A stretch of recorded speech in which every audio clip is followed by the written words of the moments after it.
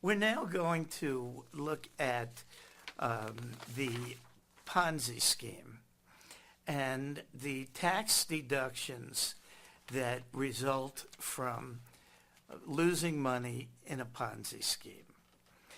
The Ponzi scheme is a theft. The theft is a word of general and broad connotation covering any criminal appropriation of another's property to the use of the taker, including theft by swindling, false pretenses, and any other form of guile. The taxpayer claiming a theft loss must prove that the loss resulted from a taking of property that was illegal under the law of the jurisdiction in which it occurred and was done with criminal intent. However, the taxpayer does not need to show a conviction for theft. So what do we have in the typical Ponzi scheme? We have a person, usually of very high repute, who has started an investment scheme. The investment scheme never was intended to show profits. The investment scheme promised large profits. People invested looking for large profits, and instead of receiving large profits, they were faced with one big theft loss.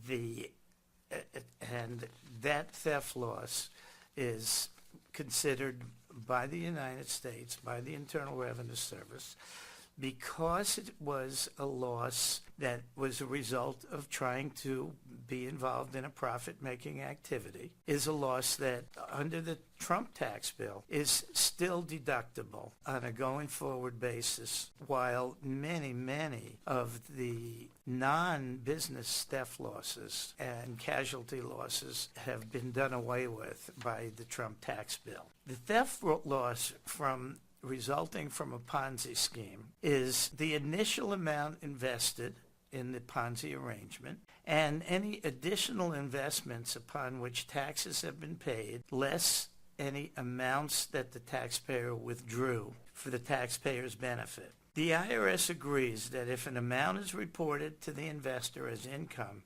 in years prior to the year the Ponzi scheme theft is discovered, that the investor can include the amount in gross income, then the amount of the theft loss is increased by the purportedly reinvested amounts that taxes were paid on and yet were left there in the Ponzi scheme in hopes of having even bigger profits when there was only false profits. Now, it's very important to be precise here when we're talking about Ponzi schemes. And the first thing of precision is, what is the year of discovery? Because the year of discovery determines exactly when the whole thing is put in play that is going to lead to refunds for monies lost in Ponzi schemes.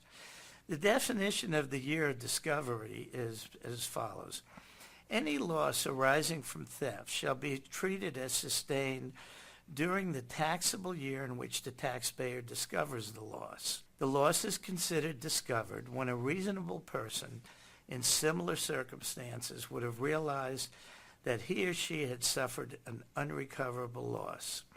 Although a theft loss must be considered as sustained in the year of discovery, that does not mean that discovery of some false representation creates a theft loss as of the date of the false representation. The statute talks about the year of discovery of the loss, not the year of discovery of the theft. The year of discovery is very important in the case of Ponzi schemes, and it's critical to show here exactly when and how a taxpayer can pin down this time. So we're going to look at the amount and the timing of a theft loss. The theft loss definition, theft loss must be postponed to the extent that there is a reasonable prospect of recovery. So you can have a theft loss in a particular year And if it looks like you're going to recover a lot of that theft loss, you're not going to be able to take a deduction for the theft loss. The deduction that you can take is depending upon the reasonable prospect of recovery. Theft loss deductions cannot be taken and must be postponed if there is a reasonable prospect of recovery. A reasonable prospect of recovery exists when the taxpayer has a bona fide claim for recoupment from third parties or otherwise, when there is a substantial possibility that the claims will be decided in the taxpayer's favor. The taxpayer is not required to be an incorrigible optimist, and claims with only a remote or nebulous potential for success will not postpone the deduction. In determining the reasonableness of a taxpayer's belief of loss, the courts had to be practical and aware of individual facts of each case.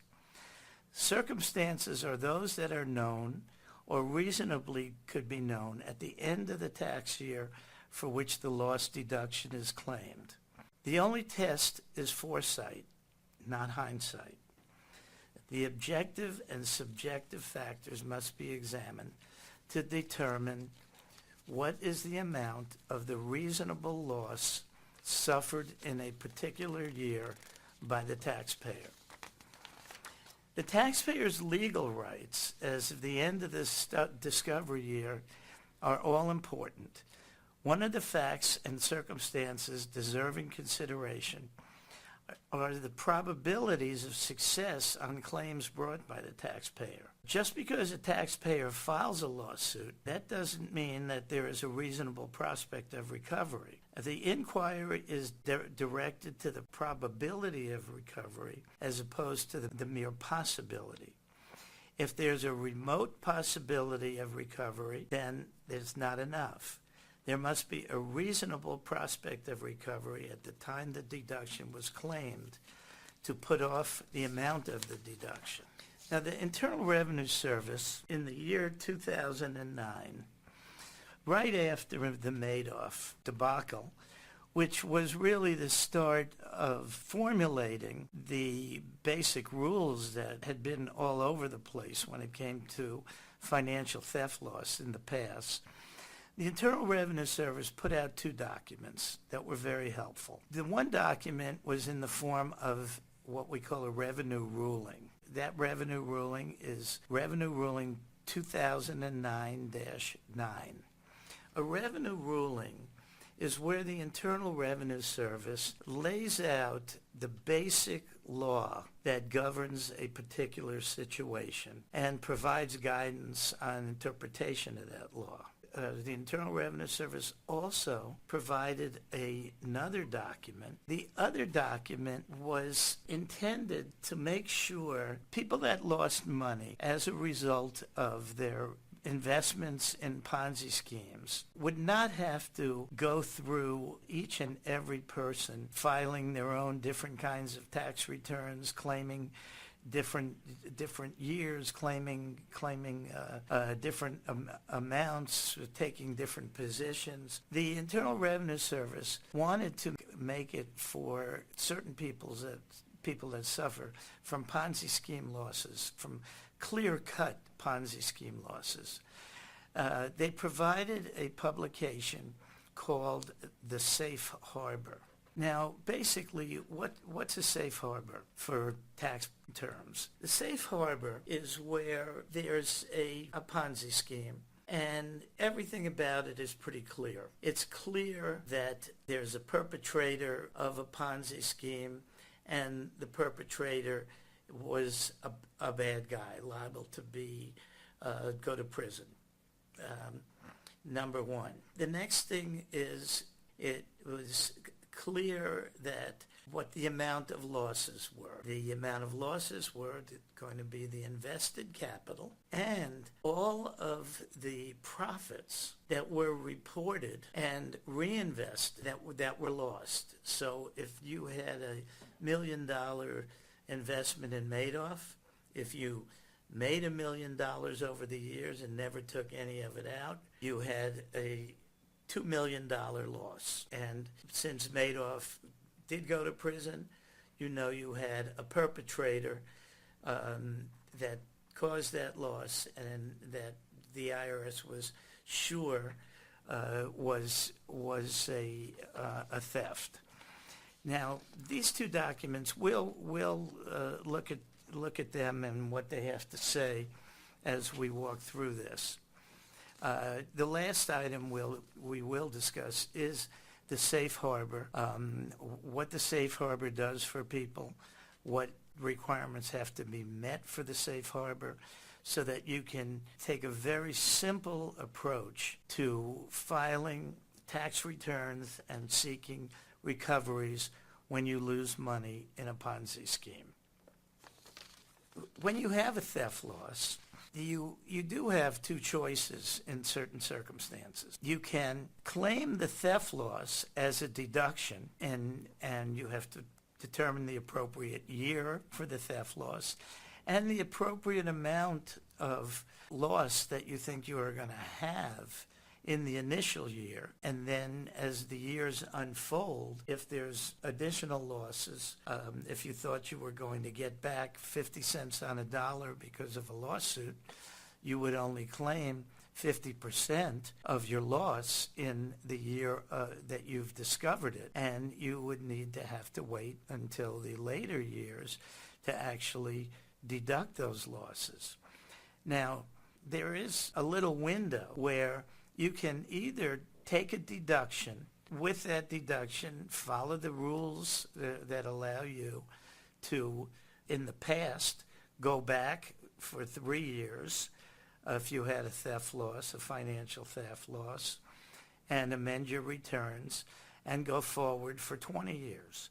That's changed. Now there's not going back, but going forward only, and there is no limit to how many years one can go forward. There still is the opportunity, if you've had a Ponzi scheme theft loss and you want to file amended tax returns because the statute of limitations is still open, and you want to go back and claim the losses, this is in years prior to the Trump tax bill, if you want to go back and claim the losses from these prior years, which may provide you with a more valuable tax deduction, you were permitted to file amended returns as opposed to filing for a deduction only in the loss year and then claiming loss carrybacks and loss carry forwards. It's pretty much going to be a thing of the past, though, as we move on in years. Now, tax refunds from Ponzi scheme losses are extremely valuable, and the higher the tax bracket you're in when you're claiming those deductions, the more valuable they are. So let's just summarize what happens in a typical Ponzi scheme. A financial theft occurs. In the year the loss is discovered, a business deduction can be claimed. However, the deduction that's claimed in the year of discovery might be limited if there is a reasonable prospect of recovery. The taxpayer who has lost money needs to make an analysis of what is the reasonable prospect of recovery and claim in the year of discovery the losses that the taxpayer knows that there is no reasonable prospect of recovery for. Now, when there is a reasonable prospect of recovery, those deductions are not going to be claimed until there is no longer a reasonable prospect of recovery. And the standard there is when it can be ascertained with a reasonable certainty that there's not going to be any recovery for any of the losses, then the losses can be claimed in that year. Now now that the loss carrybacks are being eliminated, it's important for Ponzi scheme losses that could be deducted in prior years to be carefully studied. It is a fast process to receive tax refunds generally. As I said, you can file amended returns. Either you can take a deduction in a particular year and file amended returns if we are prior to the Trump tax bill. And the refunds that you can get will be as high as 37% for each dollar of loss going forward. And for losses that you're going to claim prior to 2018, you could have up to 39.6% plus the Obamacare tax, and also in many states where you pay state income taxes, you're going to be able to get a refund from your state income taxes. These refunds might have a little lower value going forward because of the reduced tax rates under the Trump tax bill. Now, though there are reduced tax rates and you cannot make use of the loss carrybacks, the other change is that you can continue to carry your losses forward as long as necessary, and there's no longer just a 20-year limitation until your recovery of losses going forward runs out. Now, it's critical if you have higher tax bracket losses prior to the year 2018 that you claim as much of those losses in the prior years as possible. This means for most taxpayers at this point, late in the game, that carryback refunds can be achieved for the years 2016, 2017, possibly 2015, for certain Ponzi losses. It's also critical to be able to substantiate the discovery of the fraud in a prior year to maximize the amount to be recovered. And this depends upon when the reasonable prospect of recovery no longer exists. Now, I described the revenue ruling, which defines the law. The revenue ruling says that a theft loss deduction defines the word theft for tax purposes, and it held that a Ponzi scheme was a theft loss, and it was a theft loss that resulted from a transaction entered into for profit. It's an ordinary loss, not a capital loss, so it's a very valuable loss if you're in high tax brackets. The ordinary loss ruling clarified the benefits of a business-oriented theft loss. The Ponzi scheme loss is an ordinary deduction for losses incurred in a transaction entered into for profit. The deduction is not subject to certain limitations on its use. It's not subject to the limits of the past, limits on personal deductions and the limits on itemized deductions. Again, on a going forward basis, a lot of this is not even the case anymore. The theft loss is deductible in the year the loss is discovered. However, the amount of the theft loss that might be deductible differs depending upon how much can be expected to be recovered going forward. Once a taxpayer has deducted all that they could reasonably believe should be deducted in the year of discovery, the taxpayer has to reduce those claims for anything that there might be a reasonable prospect of recovery. This is when you have situations where you have viable lawsuits, you have insurances, where you really do not know in the year of discovery exactly how much you're going to recover. In the Madoff case, my understanding is almost everything was recovered. So there will have been many people in the Madoff situation who wound up taking tax deductions only to find out that now these recoveries became taxable income because they had taken these deductions in the past. The taxpayer cannot deduct any more of his or her undeducted theft loss until the deduction can be, and this is the bywords, the deduction needs to be ascertained with a reasonable certainty. And that's a very high standard. So ascertained with a reasonable certainty means people may be waiting for quite a while until lawsuits are resolved and things like that to actually be able to take the full amount of their losses.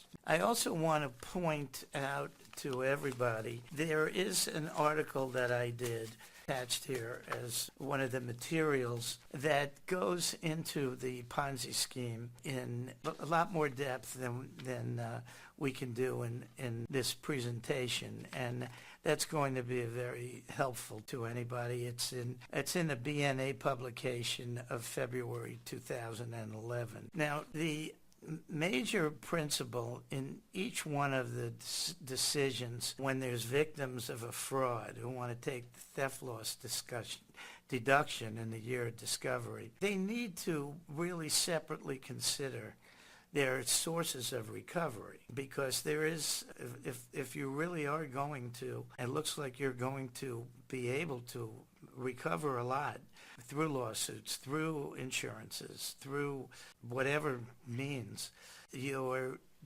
going to be limited in how much you actually can take as a theft loss in the year of discovery. We have to be very careful with that.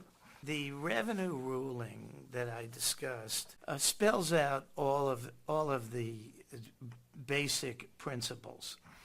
The ruling spells out how one can determine the amount of the theft loss. The ruling, which essentially is going to be principal that you have put in and not taken out and lost, and profits that you have reported as taxable profits and also not taken out and lost when the Ponzi scheme exploded. So we have the amount of the theft loss is important to take a look at.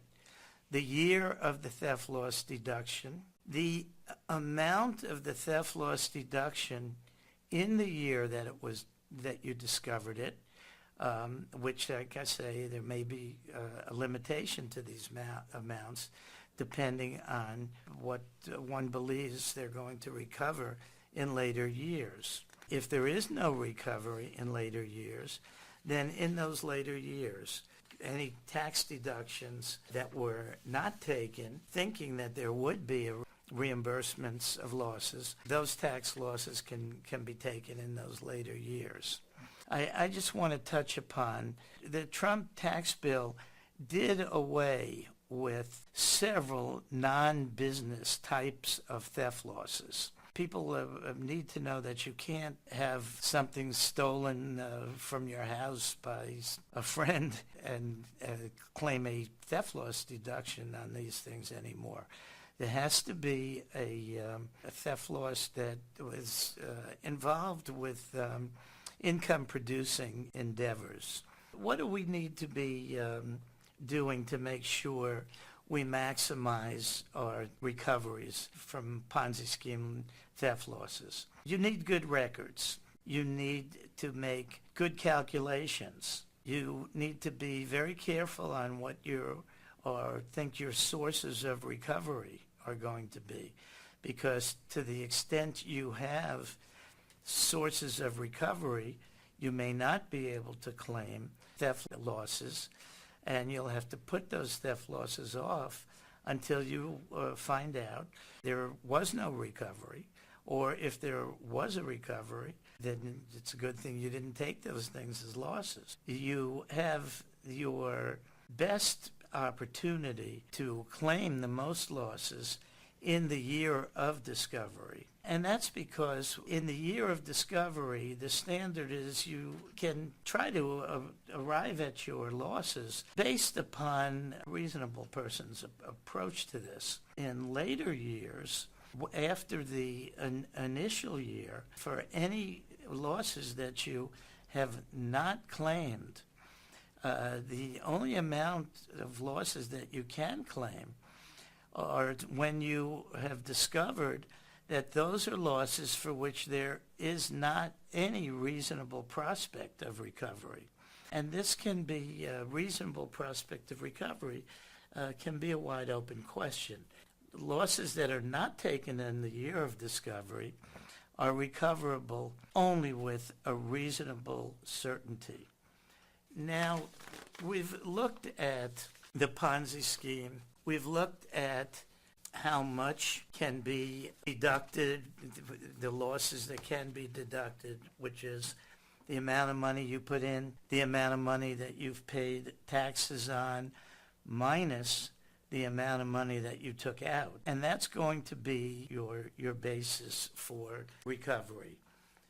If you are not recovering the full amount in your early years, because you're ultimately, as the time unfolds and more, you either do receive reimbursements and are not entitled to take any more losses, or if you don't receive reimbursements, you are entitled to take additional losses, and ultimately you should be able to claim losses for 100% of what your losses were. Now, I can't predict what years that might all occur. There is that possibility to make sure that you can fully reclaim all of your theft losses. Now, I want to switch over and talk about the second Internal Revenue Service document that was called a revenue procedure. The revenue procedure has the term known as the safe harbor for Ponzi losses. Let me explain to you a little bit about what a safe harbor means.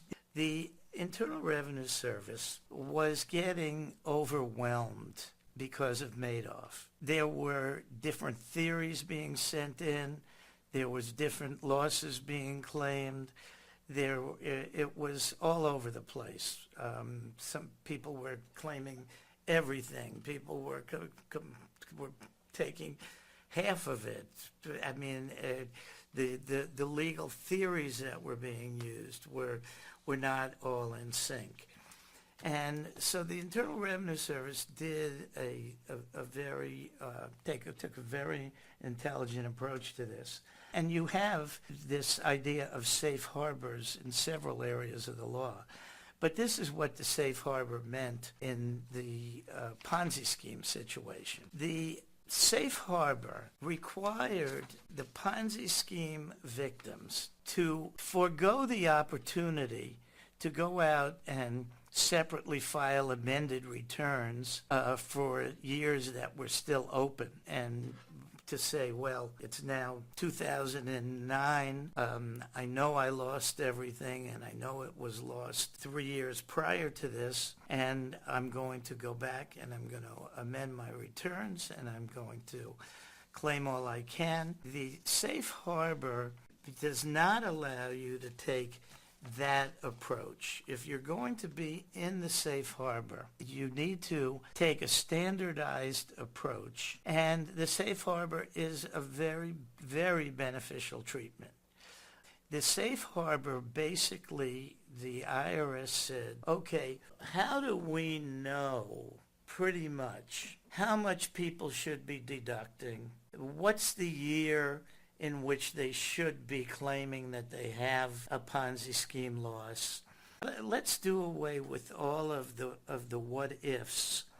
And that's what you do in the safe harbor. The IRS says, well, we know 95% of the people should be able to take 75% of their losses in the first year, because they're typically not going to recover that much. Or we know that they are liable to recover certain things in the first year. The safe harbor says we have a good handle on whether there's really a Ponzi scheme theft loss. In other words, what happened? In Madoff, it was clear. He was a thief. He was indicted quickly. He was punished quickly. There were no guesses there. So the IRS decided, well, if we really know for sure we have something that either looks, feels, thinks like a thief, we're going to say, if you can prove these certain things that show that you really do have a theft on your hands, if you can prove these certain things, which were all provable in Madoff, we're going to allow you to go ahead and take a certain amount of deductions in the year where we know there is proof that there was a theft. Then the IRS says, okay, what's the typical amount of deductions that somebody could take in a Madoff type situation if they had no other, if they weren't going to go out and sue anybody, they weren't going to try to take any other kind of recovery at all, they had no resources to go forward. We know that that person who's lost it all and has no recourse, we know that they've lost 95% of their money in that first year. If we have a thief, if we have somebody that has no opportunity to make a recovery, we're going to allow that person to take a 95% deduction for all of their Ponzi scheme losses, the principal they lost and the income that they lost that taxes were reported on that were not withdrawn. The Internal Revenue Service then knew, well, there's another category, and this is a category of people who are going to have insurance recoveries. They're going to be able to bring very good lawsuits against people who defrauded them, that were intermediaries who made a lot of money and who still have a lot of money, and we're going to recover this money. So the Internal Revenue said, okay, for people who have some recourse to come up with money from other sources, we're only going to allow them to deduct in the year of discovery 75% of their losses, not 95% of their losses. For people who are willing to say to the Internal Revenue Service, okay, I don't need to file anything else. I'm not going to file claims for 100%. I'm not going to fight with you. I'm willing to go into what's called the safe harbor. And so what the safe harbor does is it says, if you were defrauded by people who have a certain standard of wrongdoing, and I'm going to read what that standard of wrongdoing is.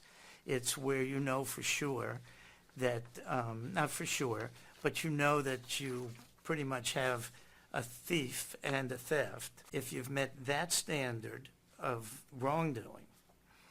And you've met the standards of either not having any other sources of recovery or the standards of having some resources of recovery.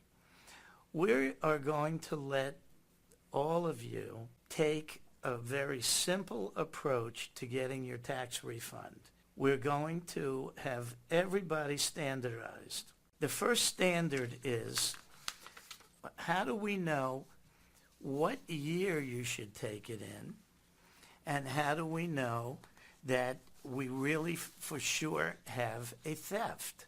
Deciding whether there is a fraudulent arrangement, the standard is, if a lead figure was charged by an indictment or information that's not withdrawn or dismissed under state or federal law with the commission of a fraud, an embezzlement, or a similar crime, that if proven would meet the definition of theft for the purposes of the Internal Revenue Code, or the lead perpetrator was the subject of a state or federal criminal complaint that was not withdrawn, alleging the commission of a crime described by this revenue procedure, and the complaint alleged an admission by the lead figure or the execution of an affidavit by that person admitting the crime, or a receiver or a trustee was appointed with respect to the arrangement or of assets that were frozen, then the amounts that can be deducted are going to be fixed. If you have no reasonable prospect of recovery, we are going to allow you to claim a 95% deduction on all of your Ponzi scheme losses. If you have any possibility of a potential to recover from third parties, then we're going to allow you to take 75%. And ultimately, several years from now, when all of this thing has now history for each one of these different thefts, you will be able to claim the balance if you've taken 95% and there's still 5% and you never recovered the other 5%, you'll take the balance. If you have 75% and you've recovered 50% and you've taken a deduction for 75%, you're not only not going to be able to claim any more of a deduction, but you're actually going to have to make some repayments because you did not have as big a loss as you thought you had when you were claiming the 75% rule. That's the very simple safe harbor, which is the IRS's way, and a very clever way of dealing with things, to make sure that they were not totally cluttered up with thousands of people and billions of dollars having all kinds of different theories of recovery and times of recovery, instead having a uniform approach or that people can rely on. Now, I don't want to leave you thinking that you can have a Ponzi scheme loss and not have met the standard of the safe harbor, which requires you to have a kind of a proven fraud almost, or an almost proven fraudster. You don't need that, and you also don't need, if you're claiming a theft loss from an investment entered into for profit, you don't need the safe harbor to determine the limitations of exactly how much you can recover, because there's still the law. There's the safe harbor, which makes the law, clarifies it, makes it easy, seek a recovery, but there still is the law that governs people who enter into income-producing relationships and are defrauded. And there's a lot of those people that don't get to the level of being where the fraudsters are arrested and everybody knows that they can take 95% or 75%. So we have the law. And the law is, if you can prove to some degree that there was a theft and you were involved in income-producing activity which led to this theft, there are other ways besides the safe harbor to seek recovery, and that is relying on the law. And the law is, and this is what I typically like to do. I've had several cases where there were theft losses and they did not fit in the safe harbor. What I like to do there is, depending on the state, I will call a criminal lawyer in whatever state it's in And I'll ask the criminal lawyer to look at the facts of the theft. If it's a business theft, if it's pretty clear, a criminal lawyer is going to give us an opinion that, yes, you have a crime. It wasn't prosecuted, but it's a crime. And you lost money, and this is the kind of money you lost. Based on that, based strictly relying on the law, as stated in the revenue ruling, not the safe harbor revenue procedure, but the law stated in the ruling, there's several ways to achieve recoveries there. And what I have now put up on the screen for you is a little chart where I compare the safe harbor with what the law is. And I'll just go down it quickly. Ponzi scheme loss is a theft loss deductible as an ordinary loss. Yes, that's the safe harbor says that, and the law says that. Theft loss in a business setting is deductible as an ordinary loss. Next, the amount of the loss is the principal that's been invested and the phantom income, the income that you reported taxes on that never really existed. That's the total of your loss because you reported taxes on income and you lost principal that you had paid taxes on before you invested it somewhere along the line. Next item is the carryback of net operating losses, which also is similar. And for, like I say, for years now going forward, there's going to be not a carryback, but only a carry forward. The deduction will wind up being reduced by certain applicable percentages. The safe harbor defines its percentage. Under the law, the taxpayer has to establish these percentages and has to prove, for sure I've lost it all, I want to take 100%, or I know I have this outstanding that I may collect from, I know I have this lawsuit I may collect from,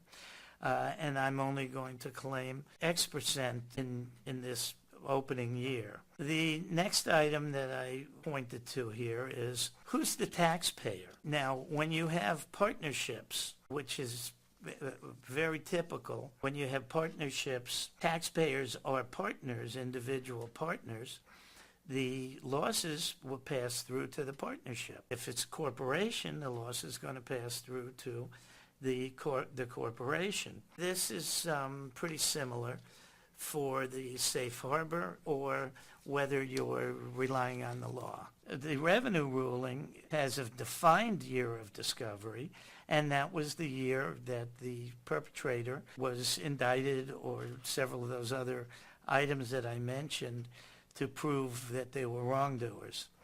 Under the law, you have to look at the case law, and sometimes it's not all that easy to determine what is the year of discovery. The amount of loss recognized in the year of discovery. The safe harbor, as we said, had specific percentages. The taxpayer who's not relying on the safe harbor, because there really was not a conviction of somebody, but we're going by a criminal lawyer's opinion that this would qualify as a theft. This has to rely on case law, and it can be all over the place on exactly how much you are allowed to take in the first year. Under the safe harbor, you are not permitted to file amended returns. Finally, we look at the administrative issue, and under the safe harbor, the taxpayer has administrative ease. There is a very simple form that needs to be filled out. There's some proofs that need to be sent with the form, and it usually will not go any further than that, and the IRS will process this. If you're going under the law, you have to prove that you have a theft. You have to prove your amounts of your theft, and you have some very increased audit potential.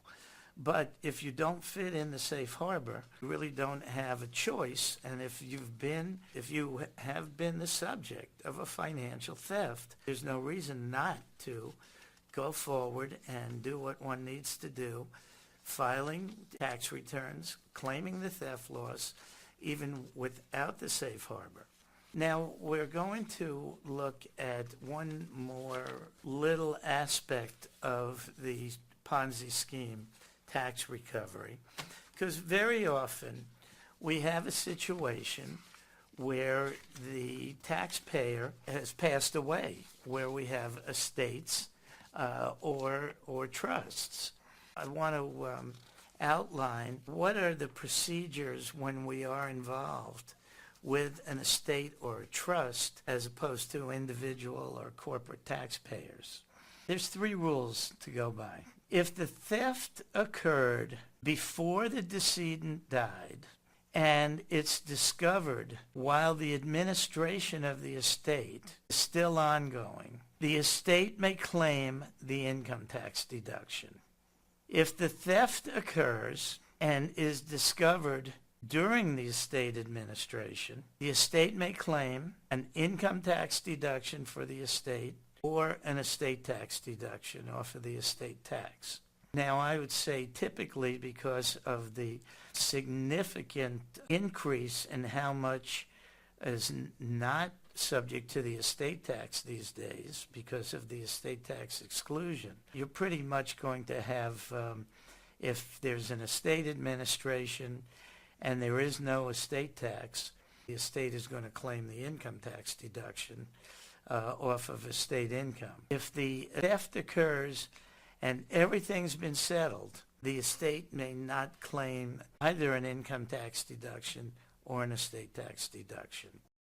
This is Richard Lehman. We're finished for today. Thank you for the time you spent, and appreciate your attention.